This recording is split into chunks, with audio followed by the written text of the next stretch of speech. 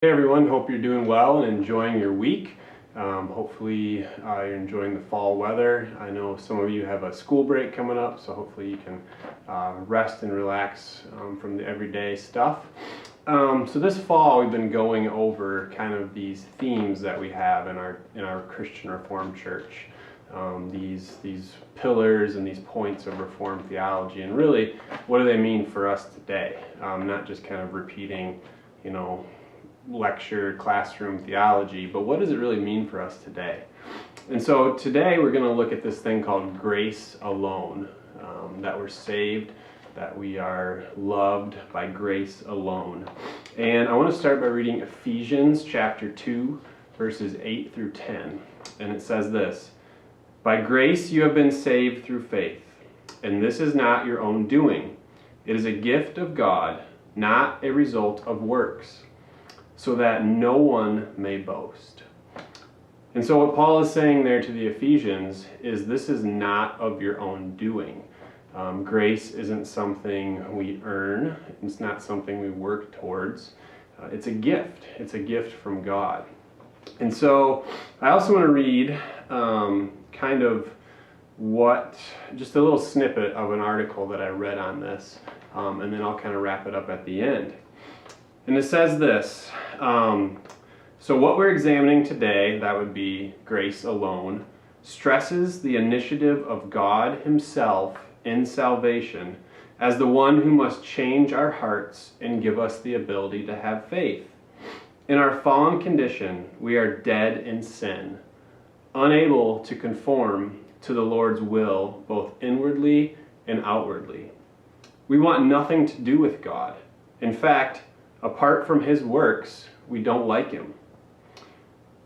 The faith by which we are justified is our faith, but only because our Creator first gave it to us. All those to whom faith has been granted will come to exercise that faith. But if a person is not given faith, he will never be able to trust Jesus for his salvation. And then I'll skip down here, and it says, "Consider two people who hear the gospel, but only one responds positively.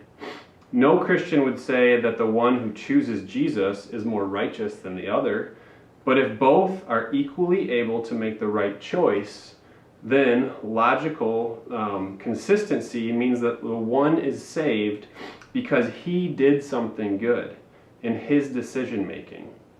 But if sinners are unable to love God, faith must be a gift and not something we initiate to get God to love us." And so in saying that, it's grace.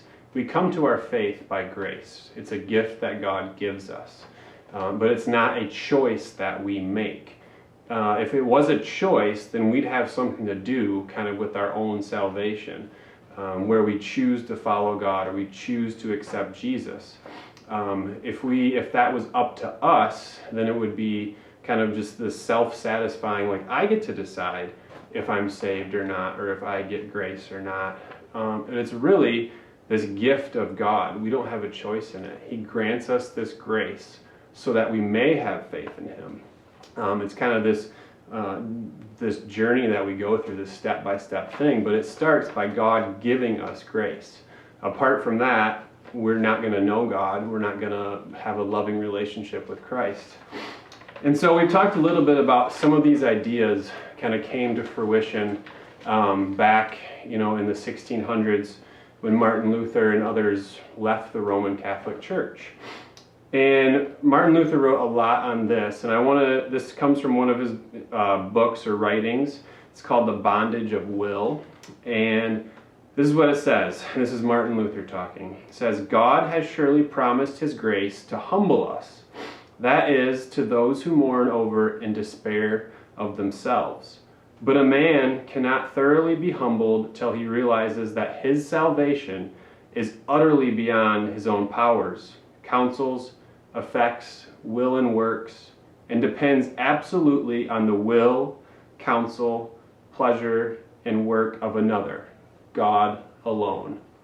So what he's saying there is we can't do anything, right, to realize our own salvation. There's nothing we can do. It's the work of another.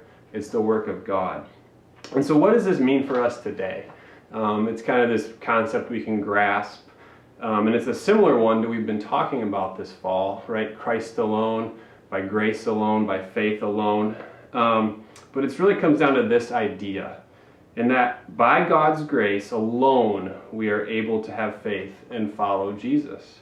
It's not a choice we make. We don't get to choose to have faith and choose to accept grace. It's something God gives us. So think of it this way. If we were the ones to choose our own faith, then our redemption, our ultimate salvation, would be up to us, not God. We do respond to God's grace, but it's something that He has offered and chosen for us. Our redemption is up to God, not us. And so another example that we don't have anything to do to earn grace is Jesus has already done everything for us, right? He's done enough. It's not something we have to work at. We don't have to memorize certain Bible verses. We don't have to go to church a certain amount of times. It's not a contest. It's not this, you're not getting a grade on this. It is that God gives us grace, and then we respond to that by accepting. I think a lot of us sometimes kind of have that feeling that I need to go to church today. And these are all good things, and we've talked about this. But I need to go to church, or I need to read the Bible, or I need to pray, or in order to be right with God. And what this is saying is, no, God grants us grace, and then we are right by our faith, we are right with God, and then those things come after, right? Because we are right with God, we go to church, we pray, we talk about our faith. It is because we are already right. It's not something we do in order to get right with God. And so it's God that gives us our faith through grace, through Jesus, and He's done enough. And so for you today and this week and in the coming months, kind of have that thought that it's a gift. Grace is a gift. It's not something I earn. It's not something I have a checklist I have to check off in order to get. God's given it to us, and we respond with our faith in Him. And when we do respond, those kind of checklist things you might be thinking of, those will come, right? Those will come because we are in relationship with God. They don't come to earn God's love. They come because of our love for God. So I have some discussion questions that are next to this video. Take a look at those, and you can think about them on your own. You can talk with friends or family or parents. But just go through those, take a look, and then next week we'll be back together at church. So thanks. Have a great week.